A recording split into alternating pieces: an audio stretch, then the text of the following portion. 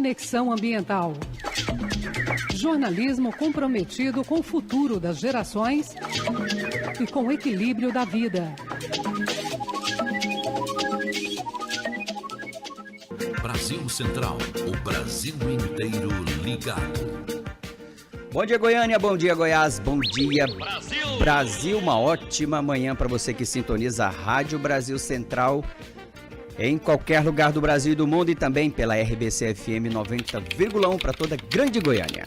Para você que nos ouve também pela internet no www.radiobrasilcentral.com.br, sejam bem-vindos e bem-vindas a mais um programa Conexão Ambiental, hoje, 1º de dezembro de 2017. Acabou, né, Ricardinho? Sim! Chegamos no dezembro, rapidinho, pois é. Muito bem, olha só, meus caros ouvintes, minhas caras ouvintes, entre os dias 6 e 17 de novembro, aconteceu na cidade de Bonn, na Alemanha, a 23ª Conferência das Nações Unidas sobre Mudanças Climáticas, a COP23. Os grandes desafios continuam em meio aos países ricos e pobres, desenvolvidos ou em desenvolvimento. A reunião que aconteceu em Paris, na COP21, acendeu esperanças de acordos ainda não alcançados. E agora que avanços foram feitos lá na Alemanha, os sinais das alterações do clima não deixam dúvidas. As dúvidas ficam por conta do que está sendo feito pelos países para que os efeitos das mudanças no clima sejam as mínimas possíveis.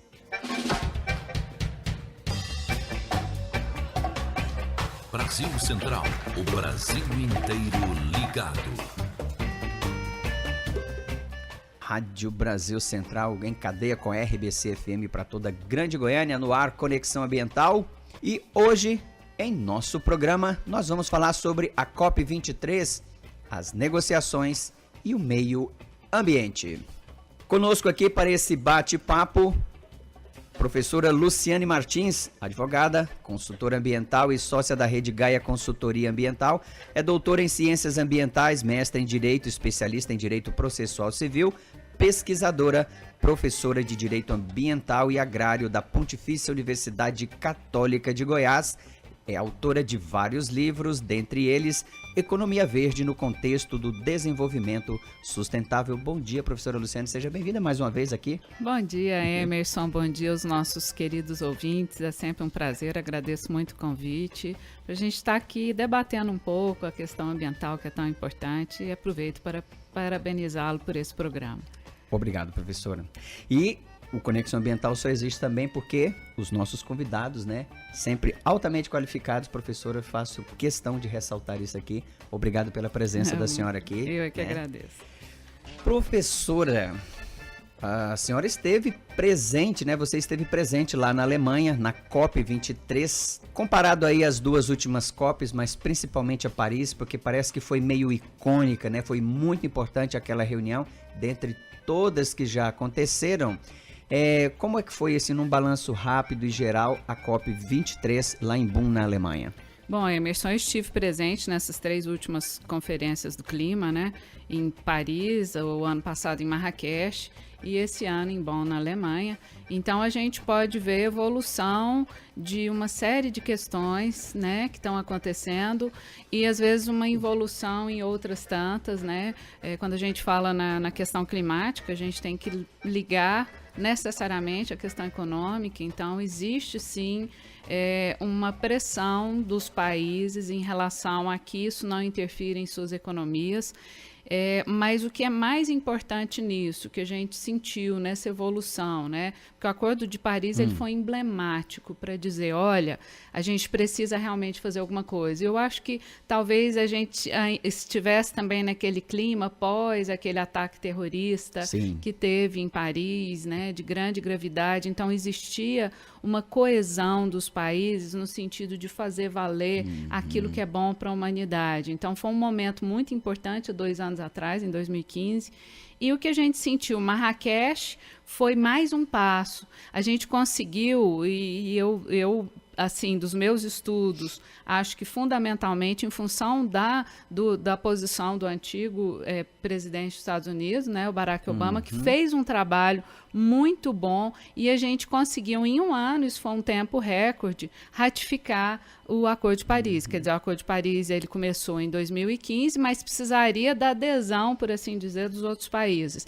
E essa adesão aconteceu assim, de uma forma tão rápida que possibilitou que ele entrasse em vigor um ano depois, que foi em Marrakech, a gente teve isso. Tivemos também felicidade, foi no dia que eu até apresentei, fiz uma palestra lá em Marrakech, Sim. com a vitória do Donald Trump. Então, foi no mesmo momento, a gente festejando em Marrakech a entrada em vigor do Acordo de Paris, e tivemos, né, essa notícia da vitória do Trump, que em termos climáticos a gente viu o que é. Né? Ele logo em seguida anunciou, em que pese ainda não ter formalizado, que os Estados Unidos sairiam do Acordo de Paris. Então, bom, veio nesse momento, o que vai ser daqui para frente, em função da saída dos Estados Unidos. Então, existiu uma grande interrogação antes da conferência sobre os rumos, né, desse acordo que pretende reduzir, sim, mitigar os efeitos das mudanças climáticas. A gente já tem visto vários países sofrendo de forma efetiva e cruel em relação a isso, né? Eu estava vendo, professora Luciane, alguns especialistas, os presidentes das grandes ONGs ambientais, de outras instituições, enfim, climáticas, né? E que as mudanças nos governos sempre são aguardadas assim, com muito cuidado, né? Porque pode haver avanços e retrocessos. Como foi esse retrocesso aí em relação aos Estados Unidos? O Barack Obama faz uma amarração, né? Muito no sentido bem de preparar, de abrir mais o país para os acordos com os outros países, já os outros países industrializados. Mas aí vem o Donald Trump e joga um balde de água fria nos acordos que foram feitos, esse retrocesso, né? Como é que é, e eu queria saber da atuação da delegação norte-americana nessa última reunião agora aqui, lá na Alemanha. Como é que foi? A gente tinha, assim, um receio muito grande, né? O Acordo de Paris, realmente, ele vai ser possível, vai ser viável, ele vai ser efetivo com a saída dos Estados Unidos, pelo menos ainda anunciada. Então, todo mundo foi, acho que os países, de uma forma geral, eles foram com esse clima para a Alemanha. Mas o que, na verdade, a gente percebeu é que continua existindo uma grande força dos demais países, principalmente dentro da União Europeia, de fazer valer o Acordo de Paris. Então, assim, a delegação dos Estados Unidos dentro da COP, eu assisti a algumas negociações, é muito interessante para a gente sentir como é que é a dinâmica, né, de todo esse processo, porque tudo é muito negociado, palavra por palavra, então cada país faz uma sugestão e os outros vão ou não aderindo, e a postura dos Estados Unidos esteve presente, evidentemente, né, com uma delegação lá, me parece que um pouco insignificante em termos até do comportamento deles, e a postura deles lá foi de simplesmente se manter em silêncio. Então, muitas vezes foi demandado qual que é a posição dos Estados Unidos, né, para ele se manifestar, e apenas ele dizia, não temos nenhuma objeção, ou não, assim, eu diria que eles passaram invisíveis durante a COP. Isso foi algumas coisas, eu li de alguns desses comentários que eu disse, que eu vi, né, pela internet, alguns especialistas, isso, que foi assim, de todas as atuações foi a mais, e eu gostei dessa palavra que você usou, mais invisível, né, dado a importância dos Estados Unidos no âmbito mundial e no âmbito dessas discussões sobre clima, desta vez eles ficaram um pouco sumidos. Né? Eles quiseram ainda fazer um evento lá dentro da conferência para fomentar os combustíveis fósseis, né, que é justamente uma das causas dessas alterações climáticas, é o uso de combustíveis fósseis, como carvão, petróleo, que emite gases de efeito estufa, ou seja, essa poluição, e eles quiseram fazer um evento, mas esse evento foi um verdadeiro fracasso, Emerson.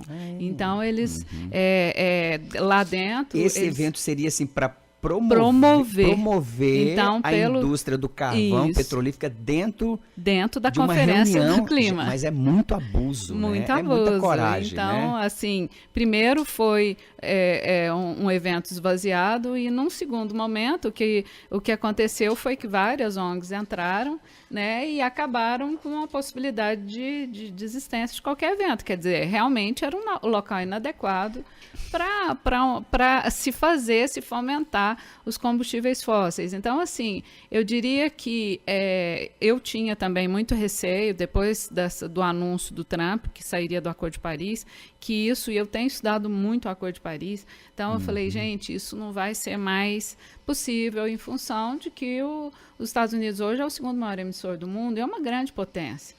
Né? Mas o que a gente sentiu é que existe, sim, um interesse muito grande dos outros países de fazer valer isso. E mais importante, Emerson, eu ressalto, existe uma tendência econômica, mercadológica, de se buscar alternativas mais sustentáveis. Então, assim, é o mercado que está puxando, tirando dos combustíveis fósseis e levando para energias alternativas, como energia solar, eólica. Então, cada vez mais você vê, até dentro da COP, promovendo essas energias em detrimento dos combustíveis fósseis, certo? E aí, assim, a gente vai ser um jogo aí de forças muito maior daqui para frente, né? Isso. Esse embate não, o jogo político é forte, né? Porque é lógico que cada país está visando seus interesses. Se a gente for falar assim, nós estamos falando do Donald Trump, mas se a gente for pensar na postura brasileira também não é boa. E as minhas falas, eu tive 2 oportunidades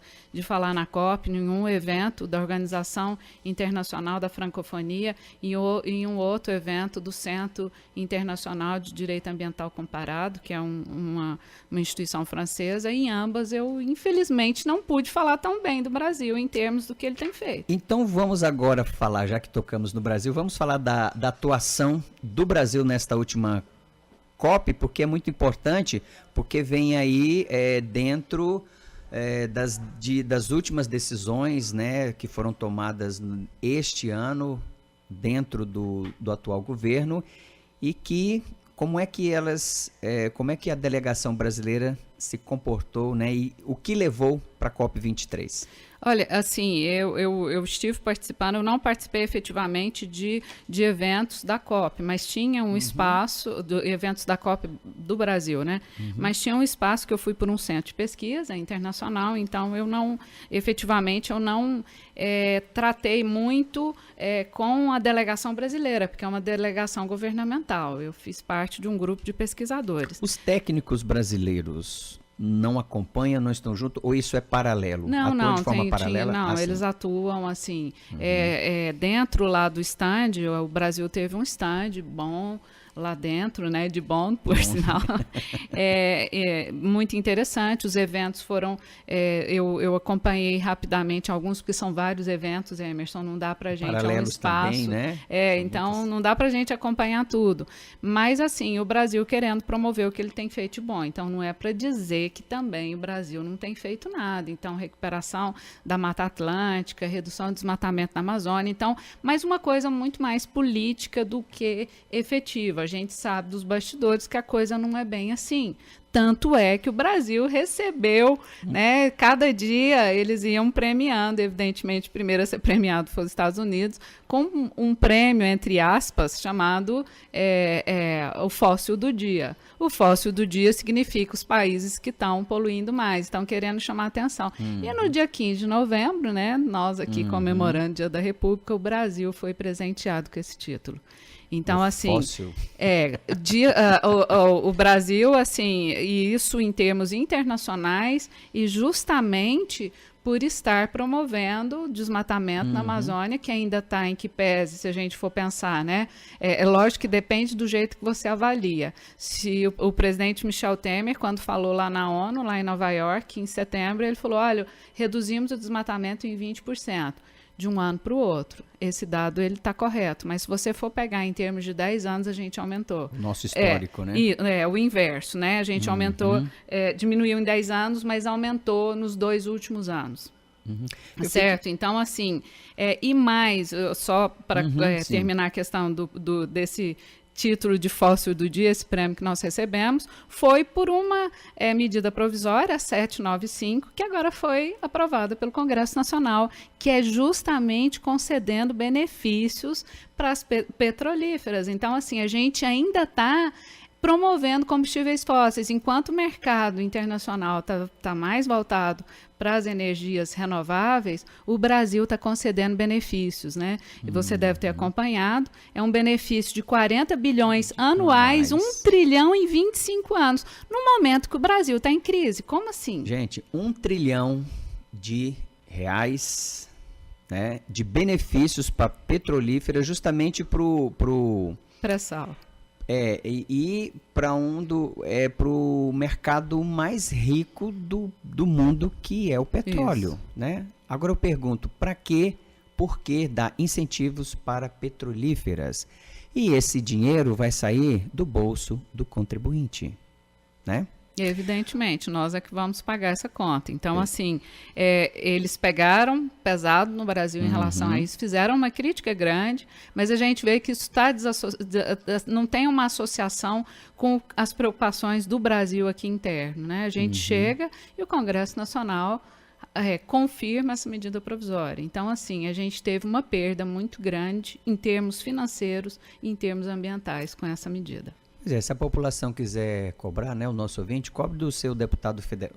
Eu não gosto nem de falar do seu, porque, né, mas enfim, cobre dos deputados federais, né, que estão, né, aprovando essas medidas, essas leis, enfim, e que não contribui muito, né, para este processo, né, delicado por qual nós estamos passando e vamos passar e precisamos cada vez mais tomar medidas contrárias ao que está acontecendo.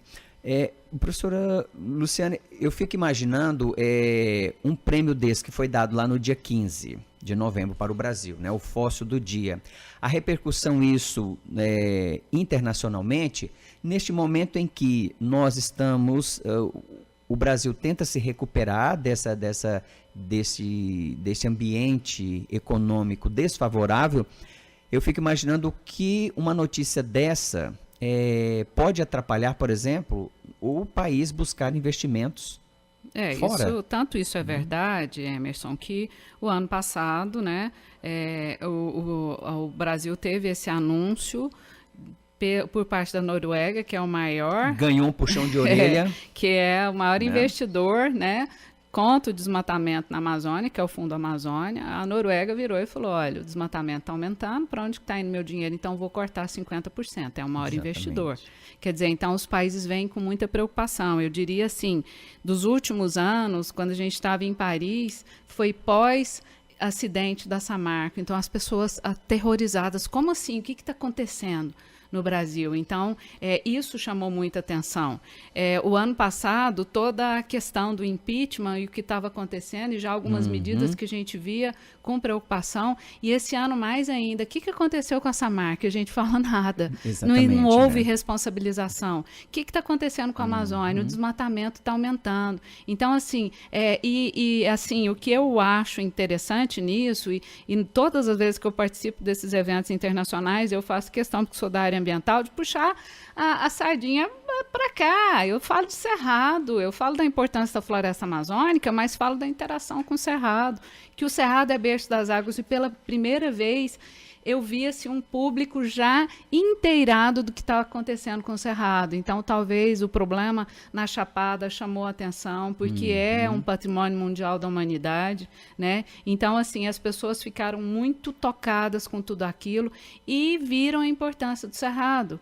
Então, assim, a gente começa a ver que internacionalmente, não só a floresta amazônica, mas as nações estão preocupadas com o cerrado. Até a gente está tentando, né, enquadrar o cerrado, assim, por assim dizer, dentro das regras da redução de emissões por desmatamento e degradação, que é o famoso RED.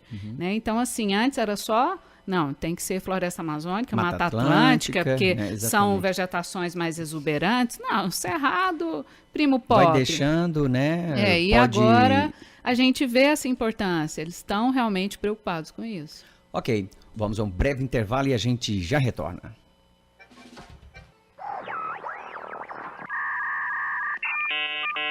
Ouça Brasil Central também na internet. www.radiobrasilcentral.com.br. Rádio Brasil Central. Comunicando com o mundo. Conexão Ambiental.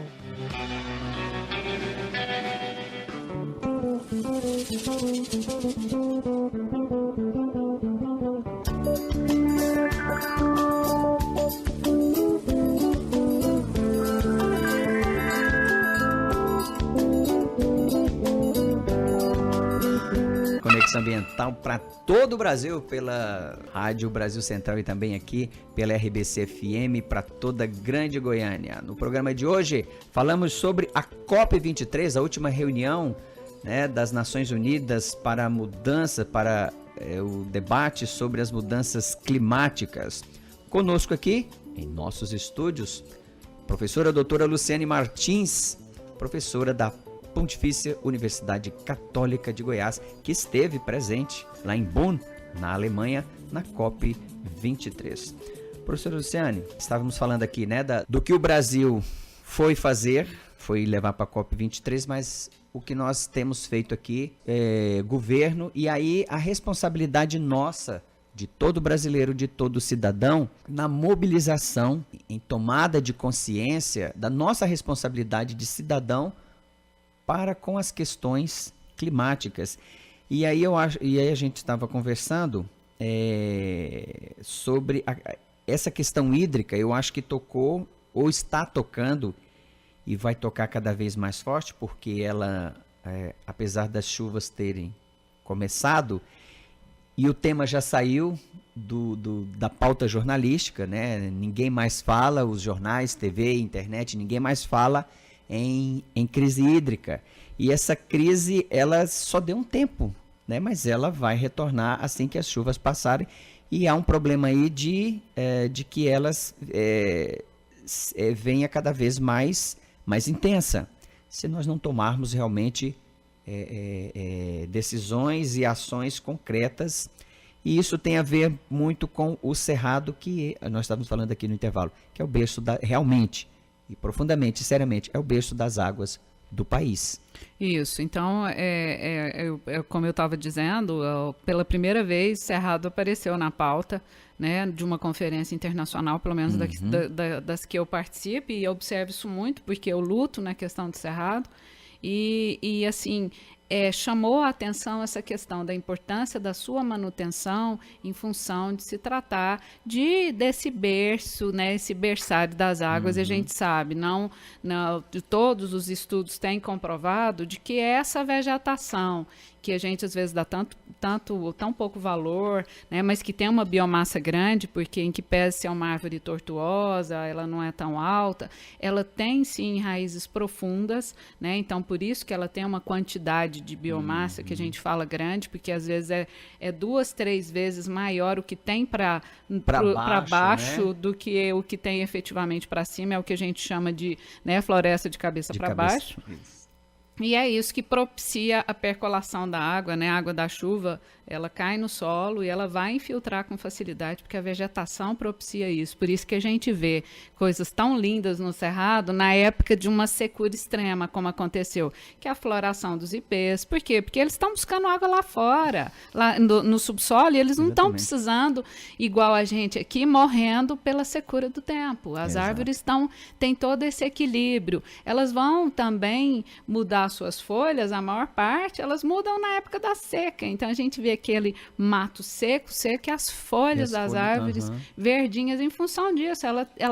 As árvores têm uma dinâmica própria porque elas estão buscando a água que elas reservaram, e é essa água que vai aflorar como nascente, por isso que somos conhecidos. A gente tira essa vegetação, Emerson, e coloca soja ou coloca capim, que tem um sistema radicular pequenininho, ou seja, as raízes são bem pequenininhas. Não tem o mesmo efeito, Não tem né? o mesmo efeito, não vai infiltrar essa água, a gente não vai abastecer os nossos lençóis freáticos. Então, assim, foi muito importante essa tomada de consciência. Infelizmente, a gente tomou consciência pela dor, pelo problema que nós sofremos aqui nesse semestre em relação à crise hídrica, vários setores, quase uma centena, Emerson, Exatamente. de bairros, setores né? sem abastecimento de água. Exatamente, E que pese aí as autoridades, as secretarias, né? Enfim, as instituições públicas aqui do Estado.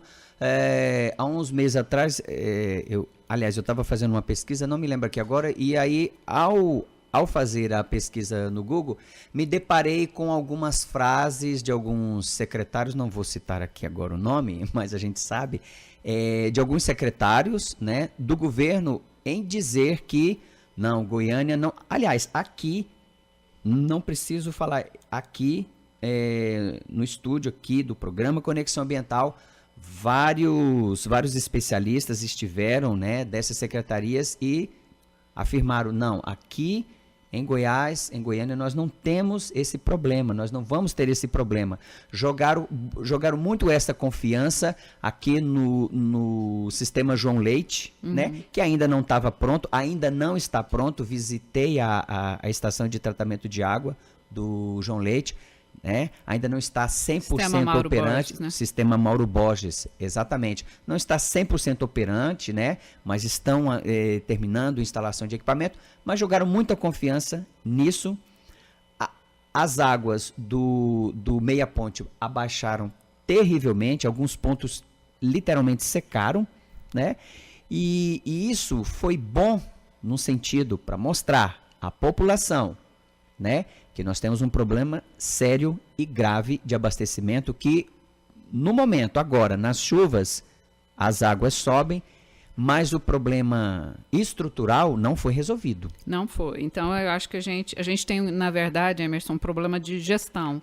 Basicamente gestão. Então, assim, não adianta você querer apagar o fogo, que o que Goiás fez, né, porque foram várias cidades, Goiânia inclusive, foi tentar apagar esse incêndio momentâneo. Então, agora o governo está falando que vai criar um linhão ligando, né, a barragem do Ribeirão João Leite ao sistema do Rio Meia Ponte, para, se acabar a água do Rio Meia Ponte, vai abastece-se, né, os bairros que são abastecidos pelo Meia Ponte vai ser abastecido também pela barragem do Ribeirão João Leite. Isso resolve?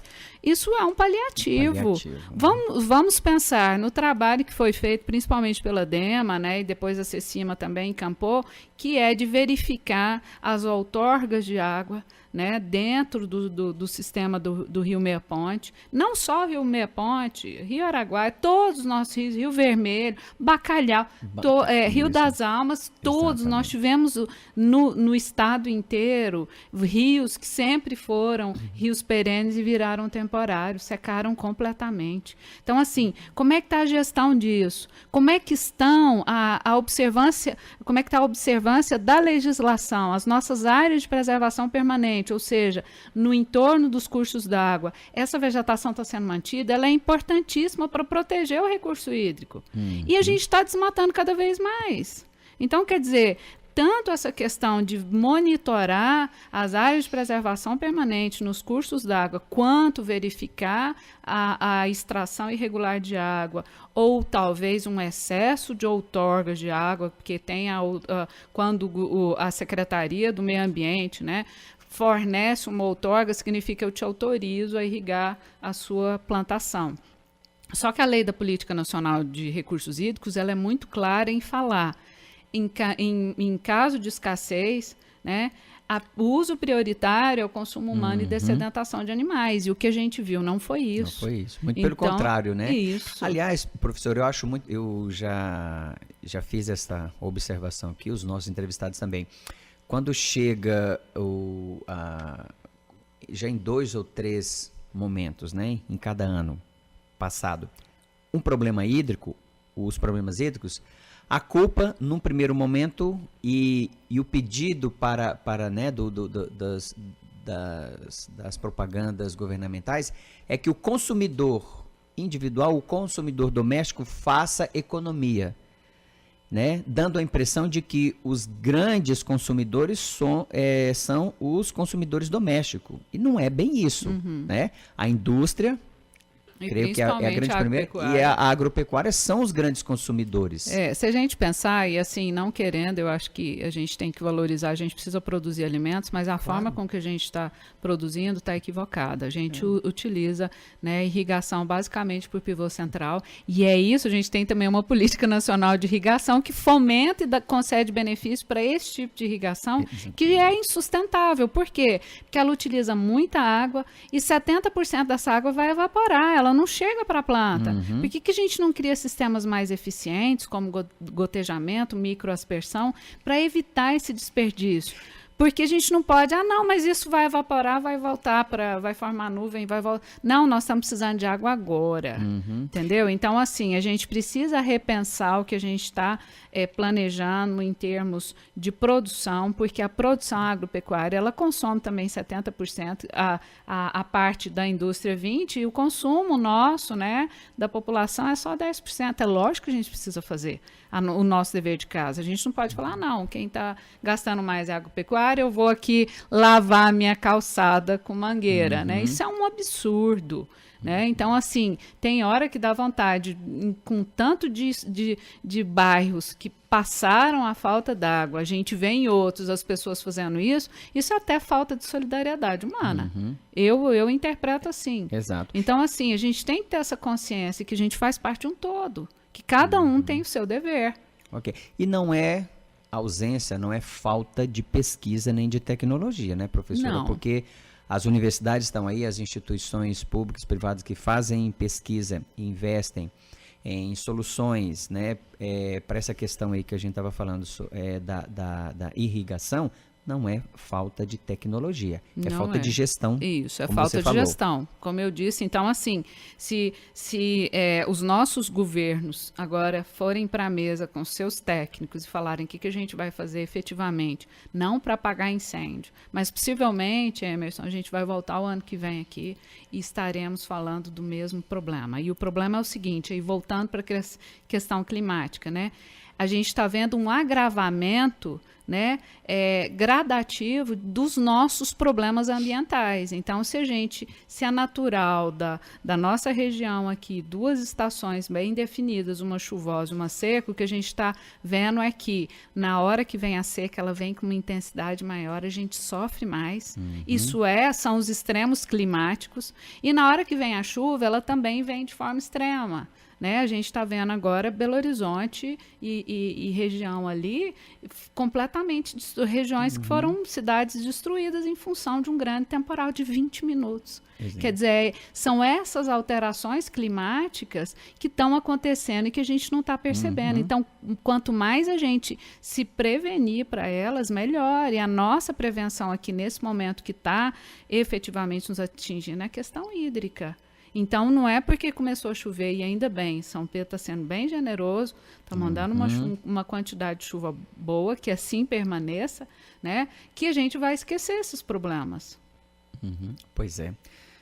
Aí, fiquei aqui sem palavras, imaginando, porque até coisa de, acho que uns 20 dias ou um mês atrás, quando as chuvas já começaram, né, você falando, professor, desses extremos, no sul, estava caindo muita água, uma água torrencial, pancadas de chuva, e ainda muitas regiões no Nordeste, o resultado final de uma seca extrema, né? Então são esses extremos que nós isso vamos aí a gente viver vai viver cada vez mais. A gente pensa, esses furacões que aconteceram, né, ali na região do Caribe agora nesse segundo semestre, eles são normais para aquela região.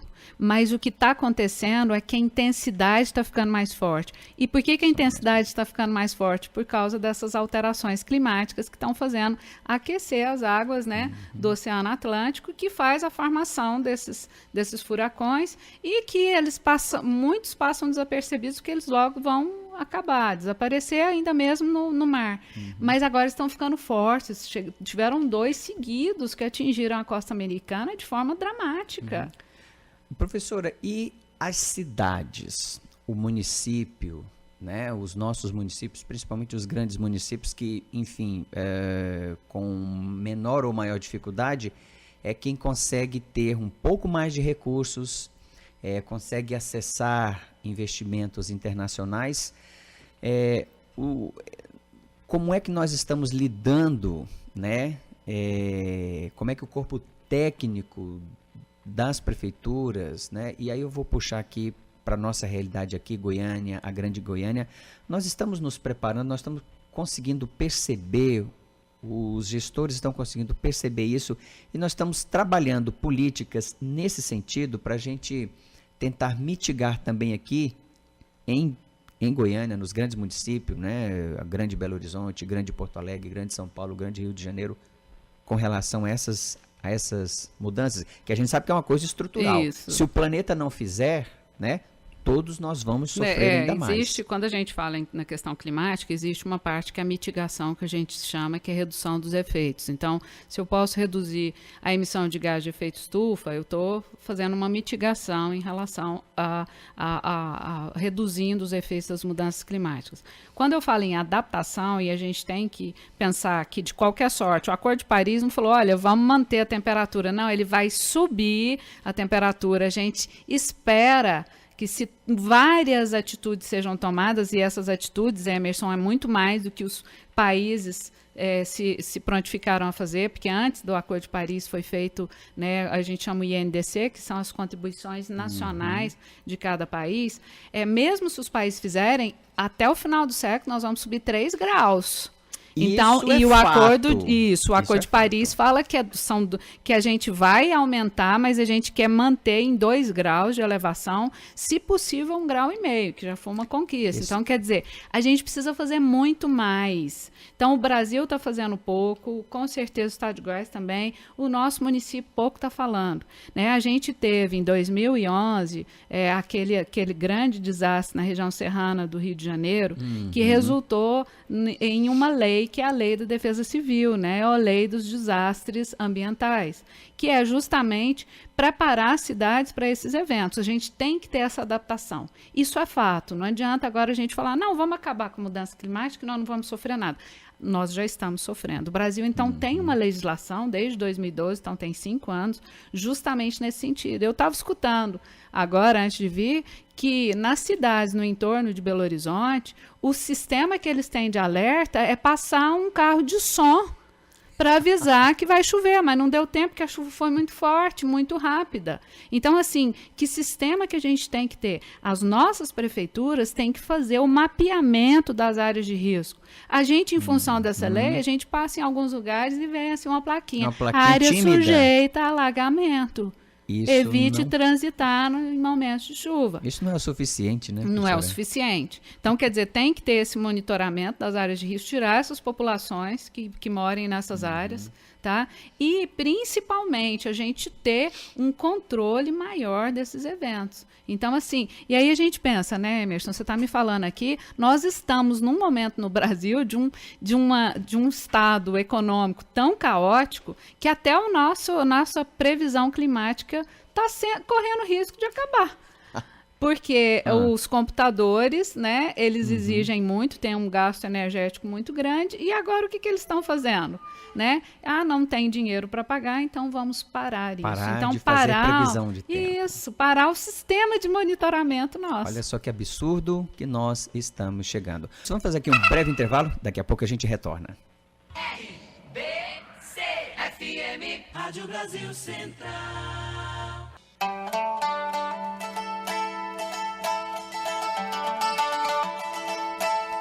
No ar, conexão ambiental para toda a Grande Goiânia, também para todo o Brasil, pelas ondas médias, curtas e tropicais da nossa Rádio Brasil Central. No tema de hoje, conversamos aqui com a professora Luciane Martins, professora da Pontifícia Universidade Católica de Goiás, que esteve presente lá em Bonn, na Alemanha, na última COP, né? Professora, você estava falando aí uma questão gravíssima, que é o risco que o país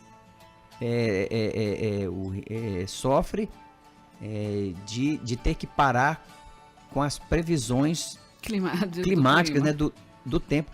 Isso é um absurdo. Olha só o nível que nós chegamos. Já não bastasse os inúmeros, as dezenas de cortes feitos, né?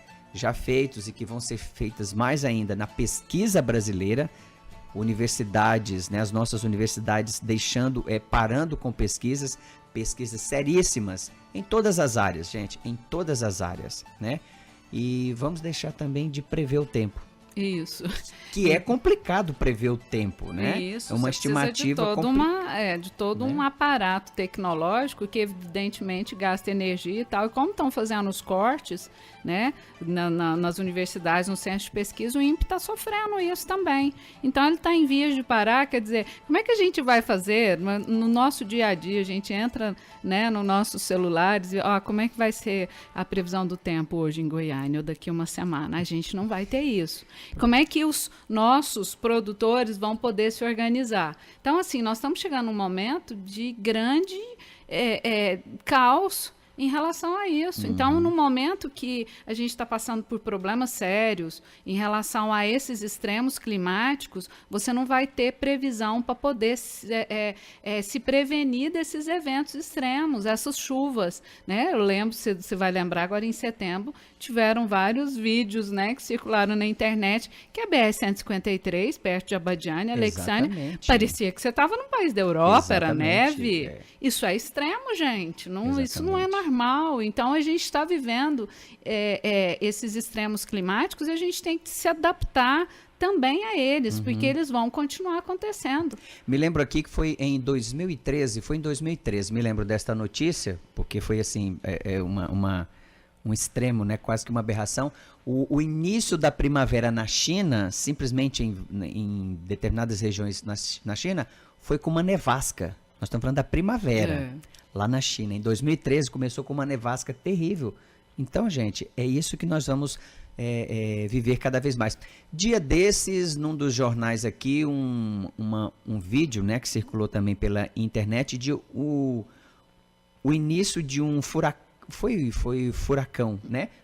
Numa das nossas cidades aqui. Cristalina. Né? Foi... Né? Um tornado, não tornado, foi isso, né? Então furacão também um evento. Furacão é no mar, né? Isso, exatamente. Foi um tornado, né? Que é também um evento inédito aqui para nossa região. Exatamente. Então é diferente daquela nuvem de poeira que se forma, né? Então, assim, a gente vai começar a ver coisas que a gente antes não via.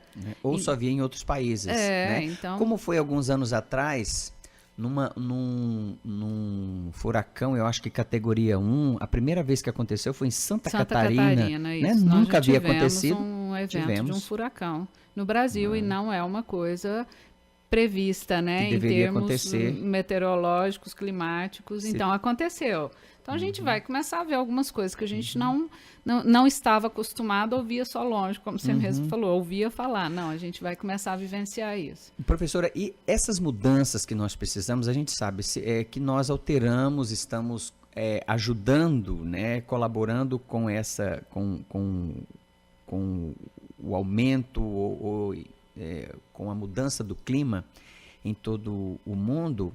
E que as mudanças, elas precisam ser estruturais, precisam ser mudanças grandes. É claro que tudo começa pequeno, começo dentro de casa, com as minhas coisas, e isso tem que reverberar na minha rua, no meu bairro, na minha cidade, no meu estado e no meu país, né? Eu fico imaginando, por exemplo, uma das grandes questões que é, por exemplo, se nós conseguíssemos implantar sistemas de mobilidade, de transporte de massa com maior rapidez, com maior eficiência, a gente atacaria vários problemas. Um deles que é a poluição veicular na cidade. A gente sabe dos grandes problemas de saúde que a poluição faz dentro da cidade. Mas nós temos também assim projetos que em nível, né, nacional, em nível de Brasil, são muito tímidos, né? A gente vai para fora, né, Emerson, e a gente fica encantado, porque não há uma necessidade de você ter um carro, é diferente, aqui é impossível eu não ter um carro, mas se eu tivesse um transporte público de qualidade, eu utilizaria sim. O que nós não temos essa política no Brasil, Goiânia, então, muito menos.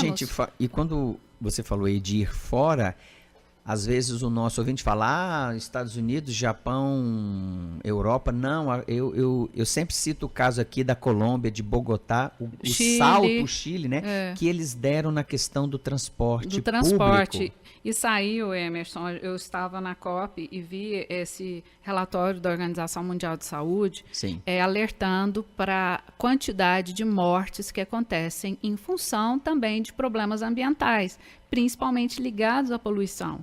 Então, assim, a gente se mata muito por poluição no mundo. Isso é um problema sério. O Brasil, nós somos grande emissor de gás de efeito estufa, principalmente em razão do desmatamento e queimadas. Em segundo lugar, vem a nossa frota veicular. A gente tem uma quantidade de veículos muito grande. Estamos emitindo gases de efeito estufa, estamos poluindo. Então, assim, a gente está contribuindo também para a precarização da nossa saúde. Se o governo pensasse isso a longo prazo, olha, eu vou investir em transporte público porque eu vou melhorar, sim, a saúde da população. Eu não estou falando nem a qualidade de vida de você ter uma mobilidade maior. Quer dizer, Emerson, em termos legais, a gente tem tudo. A gente tem a lei da mobilidade urbana, que fala justamente isso, que eu tenho que promover o transporte coletivo e também formas alternativas não poluentes, como bicicleta, né? Arrumar outras alternativas. A gente faz isso? O que mudou do Brasil desde essa lei para cá? Entendeu? E o que eu acho interessante, professora, por exemplo, aqui em Goiânia, por exemplo, há algumas décadas nós tivemos um grande salto na qualidade do transporte com o eixo Anhanguera, né? E que ficou ali, né? Ficou estagnado. A cidade cresceu, ampliou. Houve entre aspas, uma modernização, assim, que foi tímida porque não aumentou o trajeto, né? Não ampliou a rede, não ampliou o sistema. Agora, nós tivemos aí o início desse projeto do BRT, que parou. Está um imbróglio aí, uma disputa judicial entre prefeitura e as empresas, enfim, parou, né? Mas mesmo assim, eu faço essa crítica. Esse nosso BRT, ele não, para mim, né, na minha modéstia, e é bem modéstia mesmo, opinião, não sou técnico da área, mas leio o que os técnicos e engenheiros da área falam, mas assim, nós deveríamos ter dado um salto de qualidade se esse sistema do BRT fosse, por exemplo, elétrico. Isso, um VLT pelo menos, ou alguma VLT, coisa assim. Né? Porque assim, é uma plataforma aí de uma capa de concreto aí, né, de 23 centímetros, aonde os ônibus vão trafegar em cima, só isso. Não tem absolutamente uma grande né? Novidade ou um ganho em termos ambientais por redução de emissões, não.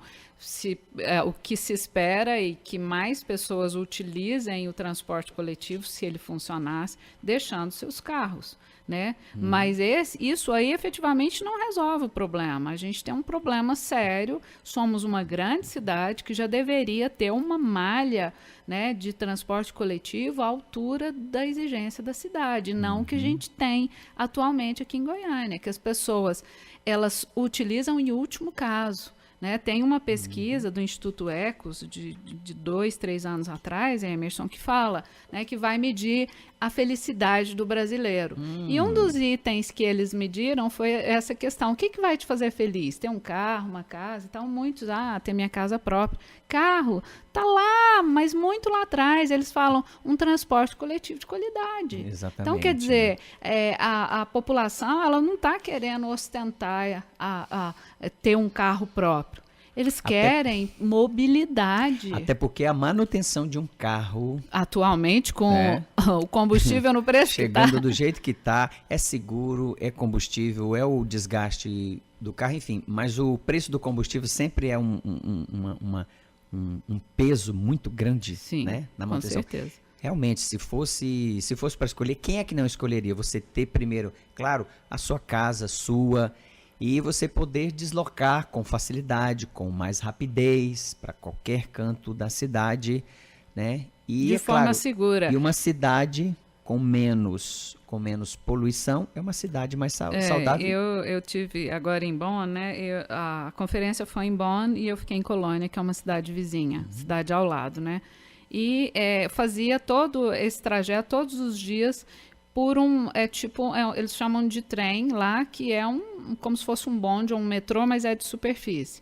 E aí você vai percebendo, né, como era um tempo assim um pouco maior, quase 1 hora de trajeto, você vai vendo as pessoas, analisando as pessoas, e é interessante ver, né? A Alemanha ela teve um ganho até nessa questão de receber os imigrantes, você vê famílias de imigrantes, as pessoas com uma cara feliz, entendeu? Você vê aquela interação, mesmo alemão, quer dizer, dentro de um trem, você tem a possibilidade de ler, de conversar com as pessoas, de interagir, certo? O que a gente aqui não faz, a gente fecha os vidros dos nossos carros e nós estamos temendo assalto, a gente está vendo problema. Não então, vou nem assim, tocar agora nessa questão da violência, até porque o programa está acabando, mas... que é um outro problema seríssimo a gente que está conectado a outros. Isso que eu ia falar, assim, essa questão ambiental, quando a gente fala em questão ambiental, eu me lembro muito do Edgar Morin, que fala nessa visão sistêmica, é um grande sociólogo francês, que fala, a questão ambiental é tudo, Emerson. Então está tudo interligado, até essa questão violência, mudanças climáticas, o que a gente está produzindo, o que a gente está fazendo com a água, se está quente, se está frio, isso tudo está interligado, o que a gente está fazendo com o nosso saneamento básico. Então, assim, quando a gente fala em resolução de problemas, passa, evidentemente, por uma esfera do nosso poder público de fazer a sua parte, e da população de também fazer a sua. Acho que a Constituição brasileira ela foi sábia em falar, né, que todos têm direito ao meio ambiente ecologicamente equilibrado, mas fala assim, incumbe ao poder público e à coletividade o dever de defendê-lo e preservá-lo para as presentes e futuras gerações. Então, assim, o poder público tem que fazer o seu papel em termos de gestão macro, e nós, enquanto coletividade, temos que fazer o nosso papel. E a gente sabe que a gente tem poder, Emerson, a gente descobriu isso. Né? A gente pode pressionar, o que falta é a gente arregaçar as mangas e fazer isso. Para que sejamos mais felizes, né? Claro, e para que a gente possa deixar, né, é interessante que há 7 anos atrás, quando eu ia dar aula, eu falava, gente, as futuras gerações vão sofrer esse problema. Era o que os cientistas falavam, olha, para o futuro os prognósticos são bons. O que eles não esperavam é que as coisas acontecessem de uma forma tão acelerada. Então, né? É agora. Não são as próximas gerações, eu não sei como é que elas vão fazer. É a geração atual. Nós estamos já sofrendo esses efeitos. Então, assim, a degradação ambiental ela está de uma forma tão grave e a gente está ainda dormindo em berço esplêndido que a gente está sofrendo isso e pensando, o que nós vamos deixar para os nossos filhos e netos? Vamos acordar, meu povo, vamos botar esse gigante aí, se é que tem um gigante dormindo, que dizem que ele deu uma despertada, na verdade ele deu uma espreguiçada, né, o Ricardo, deu uma espreguiçada, sim! Mas ele precisa acordar. Olha só, 8 horas e 58 minutos, chegamos ao final do nosso Conexão Ambiental de hoje, estivemos conversando aqui com a doutora Luciane Martins, professora, doutora da Pontifícia Universidade Católica de Goiás. Professora, muito obrigado mais uma vez aqui por esse excelente bate-papo. Eu é que agradeço, Emerson, e parabenizo novamente sua coragem, né, e todo o seu empenho em trazer para a população temas tão importantes que fazem parte da nossa vida. É isso aí. Muito bem, o programa de hoje teve produção de Minéia Gomes, mesa de áudio de Ricardo Souza e Victor Roberto, direção de estúdio de Jennifer Jacob, supervisão de Fernando Kozak, gerência de rádio de Jair Cardoso e a apresentação foi minha, Emerson Kran. O Conexão Ambiental termina agora, mas o seu compromisso com o equilíbrio da vida continua. A gente se encontra na próxima sexta-feira, a partir das 8h da manhã. Tchau, tchau.